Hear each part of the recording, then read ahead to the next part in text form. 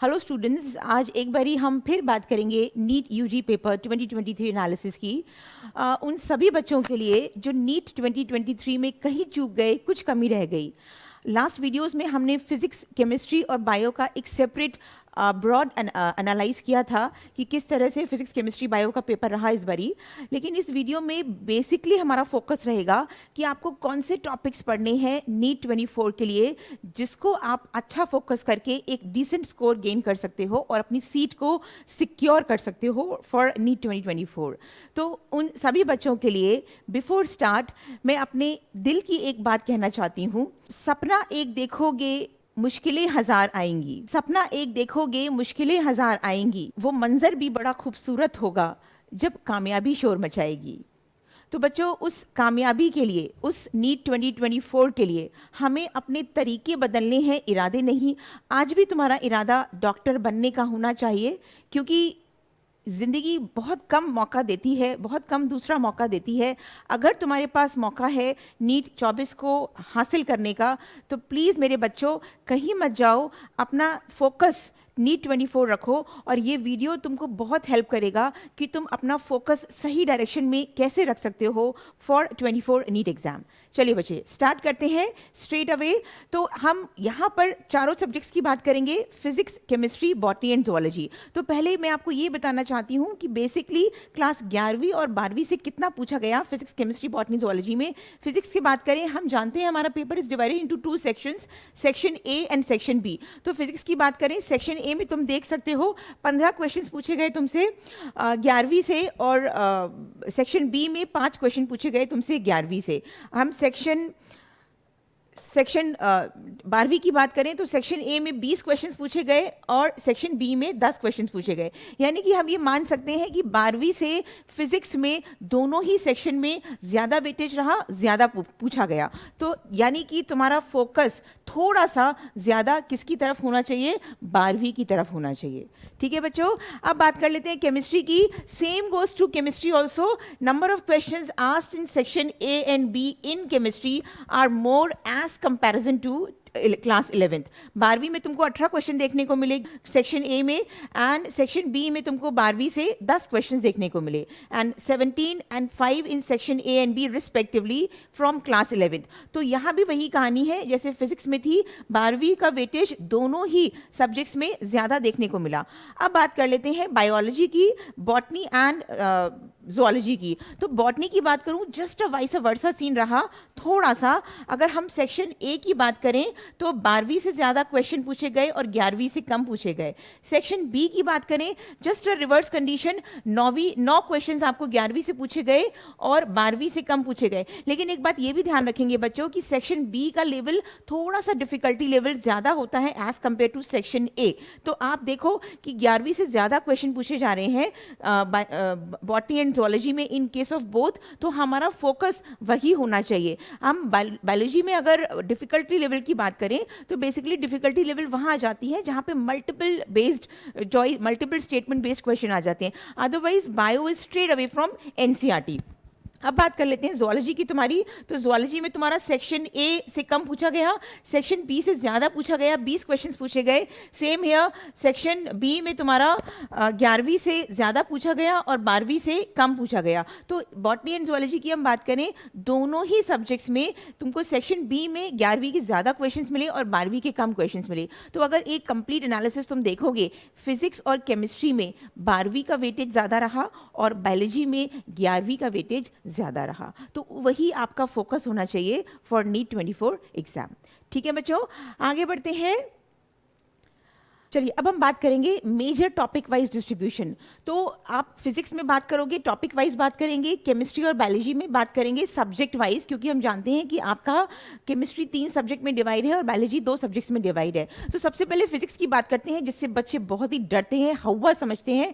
मतलब मेरा एक्सपीरियंस बोलता है कि नीट का बच्चा फिजिक्स को हवा मानता है और फिजिक्स से दूर भागता है, और अगर बच्चा कहीं रह जाता है तो फिजिक्स उसमें एक मेजर फैक्टर होता है। लेकिन इसी चीज़ को मुझे इस वीडियो के जरिए दूर जरूर करना है, क्योंकि मुझे आपको ये बताना है कि फिजिक्स में तुम कौन से टॉपिक सबसे ज्यादा फोकस करो कि तुम एक डिसेंट स्कोर लेके आ जाओ। अगर तुम्हारे 180 में से 150 140 नंबर आ जाते हैं फिजिक्स में, तो समझ लो कि तुमने अपनी रैंक कहीं ना कहीं ऐसी जगह बना ली जहां तुम्हारी एडमिशन सीट सिक्योर हो गई। तो हम सिर्फ बात करेंगे मेजर टॉपिक्स की इन केस ऑफ नीट, और एक्चुअली तुम्हारे 23 में उन टॉपिक से कितने क्वेश्चंस पूछे गए। तो हम अगर फिजिक्स में सेक्शन क्लास 11 की बात करें, तो पहला टॉपिक देखने को मिला हमें मैकेनिक्स, जिसमें तुम्हें सेक्शन ए में 12 क्वेश्चंस और सेक्शन बी में 4 क्वेश्चंस मिले। समझ रहे हो बात का मतलब? तुम्हें 16 questions from a single unit, that is mechanics. 16 questions counts a lot in your score in NEET exam. बात समझो बच्चों। क्लास 12वीं की बात करें तो इलेक्ट्रोडायनेमिक्स से तुमको सेक्शन ए में 12 और सेक्शन बी में 6 क्वेश्चंस देखने को मिले, यानी कि टोटल तुम्हें कितने क्वेश्चंस देखने को मिले? 18 क्वेश्चंस। 18 और 16 यानी कि तुमको 34 questions from these two topics, mechanics and electrodynamics. तो तुमने अपनी सीट तो सिक्योर कर ली अगर तुमने ये दो टॉपिक्स को जी जान से पढ़ लिया फॉर नीट 24। समझ रहे हो बच्चों? तो बेसिकली ना हमें फिजिक्स से दूर नहीं भागना, हमें उन टॉपिक्स पे फोकस करना है जिसमें एक्चुअली हमें क्वेश्चंस मिल जाएं और हमारा सही आंसर हमको नीट 24 के लिए मिल जाए। दूसरी बात कर लेते हैं, अगर हम 12वीं की बात करें, modern physics section A 4 section B 5, यानी कि तुमको 5 क्वेश्चंस यहां से देखने के मिले। तो अगर मैं टोटलिटी की बात करूं, मैकेनिक्स, इलेक्ट्रोडायनेमिक्स और मॉडर्न फिजिक्स, तो तुमको यहां से 41 क्वेश्चंस मिल रहे हैं। तो भैया 41 क्वेश्चंस करके आ जाओ मेरा बच्चा, तुम्हारा सीट सिक्योर है नीट में। अगर तुम फिजिक्स में इतना भी करके आ गए ना, तो आपका बिल्कुल पक्का एडमिशन है नीट में। समझ रहे हो बात? तो ये टॉपिक्स पे फोकस करो बच्चा फॉर नीट 24। अब देखो, मैं ये नहीं कहती कि क्योंकि 23 में आए ये टॉपिक तो 24 में भी इनका वेटेज ज़्यादा रहेगा, लेकिन अगर तुम पिछले सालों के पेपर उठा के देखोगे, PYQs तुमने किए हैं, तो तुम्हारे को ये बिल्कुल एक एनालिसिस कर पाओगे, अंदाज़ा लगा पाओगे कि ये मेजर टॉपिक्स हैं जो नीट कवर करता है हर बारी फिजिक्स के लिए। तो इन पे तुम्हारा काम होना चाहिए, इन टॉपिक्स पे तुम्हारी पकड़ होनी चाहिए for good score in physics. ठीक है बच्चों? अब बात कर लेते हैं केमिस्ट्री की। तो केमिस्ट्री में हमारे पास 3 सब्जेक्ट्स होते हैं, ऑर्गेनिक, इनऑर्गेनिक एंड फिजिकल। तो देख रहे हो स्कोर की कहानी क्या है, किसमें तुम्हें ज्यादा फोकस करना है। ऑर्गेनिक की बात करें, 11वीं से सेक्शन ए में 2 क्वेश्चन, सेक्शन बी में 2 क्वेश्चन। 12th की बात करें, सेक्शन ए में 9 क्वेश्चन, सेक्शन बी में 4 क्वेश्चन, यानी कि 13 क्वेश्चन तुम्हारे 12वीं से तुम्हें ऑर्गेनिक में देखने को मिले। तो again it becomes very important for your exam. In organic की बात कर लें, सेक्शन ए से 9 क्वेश्चन तुम्हें देखने को मिले, सेक्शन ए में 3 क्वेश्चन तुम्हें 12वीं से देखने को मिले, एंड 12वीं से ही तुम्हें 4 क्वेश्चन इन ऑर्गेनिक में मिले। फिजिकल की बात कर लें तो दिस यूनिट इज इंपॉर्टेंट, सबसे ज्यादा नंबर ऑफ क्वेश्चन तुम्हें यहीं देखने को मिल रहे हैं, 7 और 3 10, 5 और 2 7, यानी कि टोटल तुम्हें 17 क्वेश्चंस मिल रहे हैं फिजिकल केमिस्ट्री से। So this part is at most important for your exam. तो तुम्हारा फोकस वही होना चाहिए जिससे तुम्हें लगता है कि क्वेश्चंस, तुम्हारे नंबर ऑफ क्वेश्चंस ज्यादा पूछे गए हैं और तुम अच्छा एक स्कोर कर सकते हो अगर तुम उन टॉपिक्स को अच्छे से पढ़ के गए हो। ठीक है बच्चों?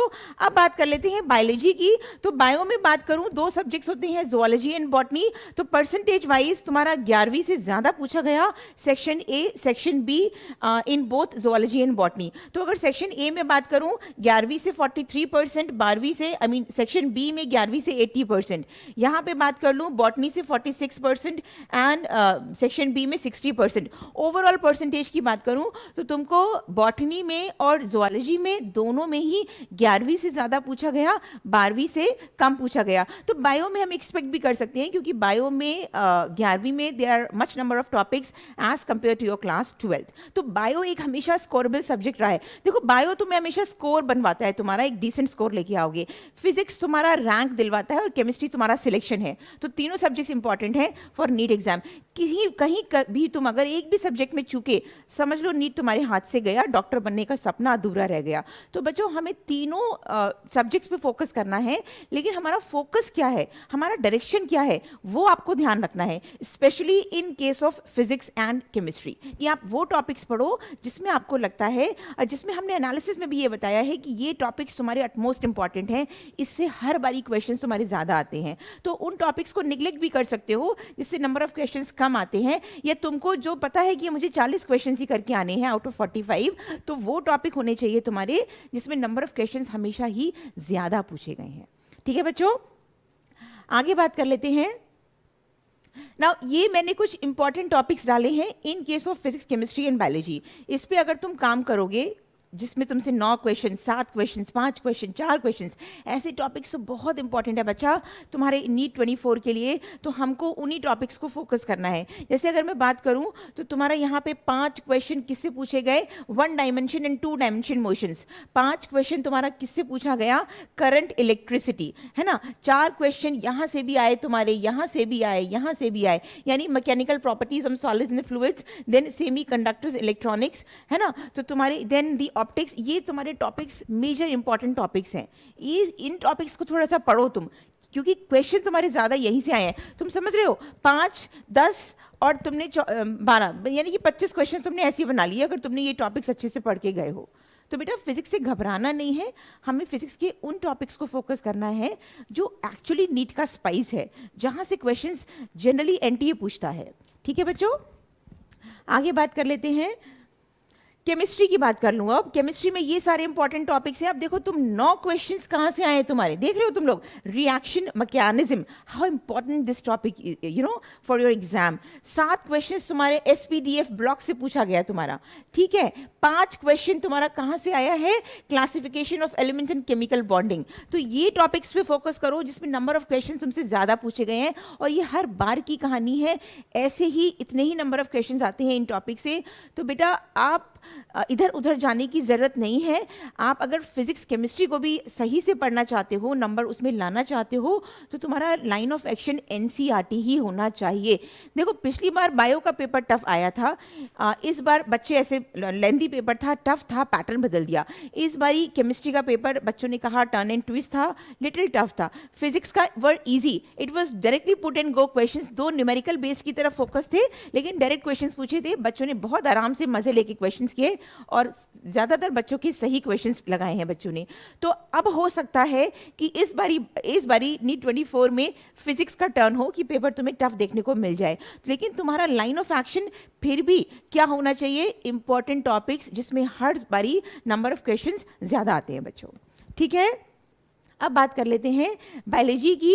तो बायो में तुम्हारे पास ये यूनिट्स हैं, ये मैंने पिछले एनालिसिस में भी डाला था बायो के, कि बायो में मेजर जो कवरिंग होती है वो कहाँ पे कवर करते हैं, cell structure 17 questions, human physiology and plant physiology 11 and 13 questions, then reproduction and genetics. ये कुछ यूनिट्स ऐसी हैं जिसमें हर बारी तुम्हें कई सारी कहानी देखने को मिलेगी, लेकिन इस बारी इकोलॉजी से भी हमको 12 क्वेश्चन देखने को मिले, जबकि इकोलॉजी का वेटेज इतना नहीं रहता। लेकिन ये तुम्हारी कुछ यूनिट्स हैं बायो में जिसमें तुम फोकस करके एक बहुत अच्छा डिसेंट स्कोर कर सकते हो। देखो बाकी यूनिट्स भी छोड़ना नहीं है बायो की, क्योंकि रीजन इज बायो के हर टॉपिक से क्वेश्चन आता है। एक आता है ऐसा चैप्टर होता है जो कि निकाल देता है, नीट इग्नोर कर देता है, जैसे इस बारी लिविंग वर्ल्ड बायोलॉजिकल क्लासिफिकेशन से देखने को नहीं मिला 11वीं में। और 12वीं की बात करूं तो तुम्हारा एप्लीकेशन वाला, बायोटेक एप्लीकेशन वाला टॉपिक को टच तक नहीं किया एनटीए ने, समझ आ रही है बात। लेकिन बायो के हर टॉपिक से क्वेश्चन आता है, और बायो स्कोरेबल है, हम याद कर लेते हैं। लेकिन बायो को हल्के में लेने की भूल मत करना, क्योंकि अगर तुम सोचोगे बायो हो ही जाएगी तो तुम्हारी कहानी गलत हो गई, तुम रेस से ही बाहर हो गए। रेस से बाहर तुम रेस में तुम तभी आओगे जब तुम्हारा बायो स्ट्रांग होगा। ये बात बिल्कुल लिख के रख लेना कि बायो को रेस में तुम तभी हो जब तुम्हारा बायो स्ट्रांग होगा। और बायो को स्ट्रांग करने के लिए तुम्हें सारे टॉपिक्स पढ़ने हैं, एंड बायो का सिर्फ एक ही कहानी है, keep on revising the things on your own. किसी के कहने का वेट मत करो, खुद से रिवाइज करो डेली बायो, अगर तुम बायो में अच्छा स्कोर चाहते हो, कंप्लीट स्कोर चाहते हो तो।